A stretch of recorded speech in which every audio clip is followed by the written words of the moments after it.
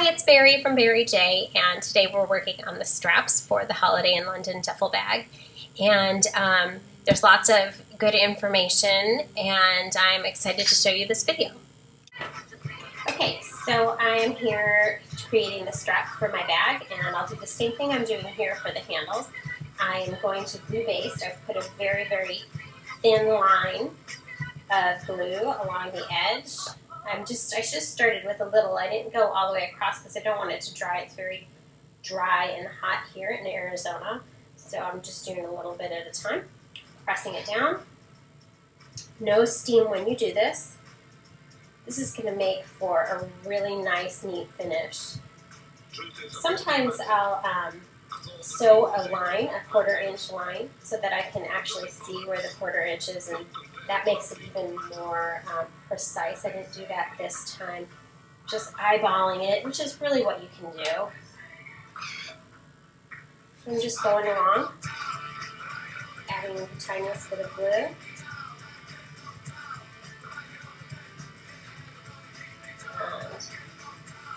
pressing it over. So I'll do this on both edges, and then I will come back to you when I'm ready to fold it in half, and I'm going to glue baste that too. This is just going to be a really nice, precise strap. Really excited about this glue basting business. Okay, so I'll talk to you later. Okay, so you can see I've glued both edges down and pressed them in place, heat set them. And, you know, this is just, if I had just pressed, obviously these would be flapping around. And, you know, that's just one more place where things can slip when you're sewing. So I really love the glue basting. And I'm going to go ahead and I'm going to do it on this edge here. And then I'm going to start folding it over.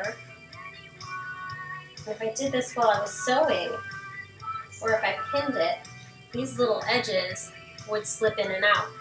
But because I'm going to glue baste it, it has no room for movement as I'm sewing. And to me, that's just perfection. I love that. And another thing that I did while when I was preparing the strap is I went ahead and I pre-quilted it before I folded it over. I figured why quilt through all the edges at once when I don't have to.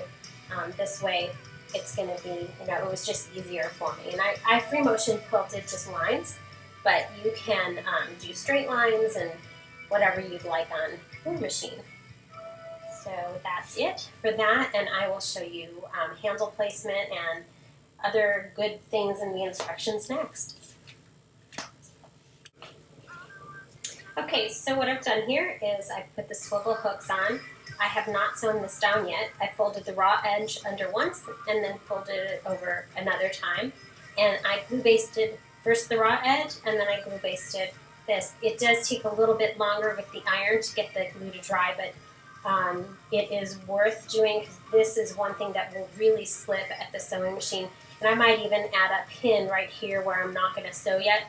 So I'm going to sew a line here, and I'm going to put the zipper foot on, and I'm going to sew another line here. And I'm probably going to go back over both of these because if you're, you know, filling this bag up and taking it on a long trip, you really want these to be reinforced.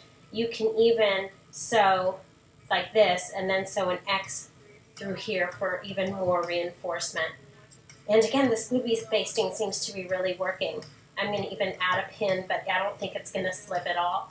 So there you go, and I'm going to put this in the sewing machine. Okay, so I wanted to show you something here. You can see there's two straps sitting there.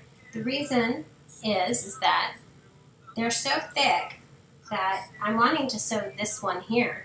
But to feed it through, the back end of the zipper foot is kind of laying low. So I'm using the other side as a feeder.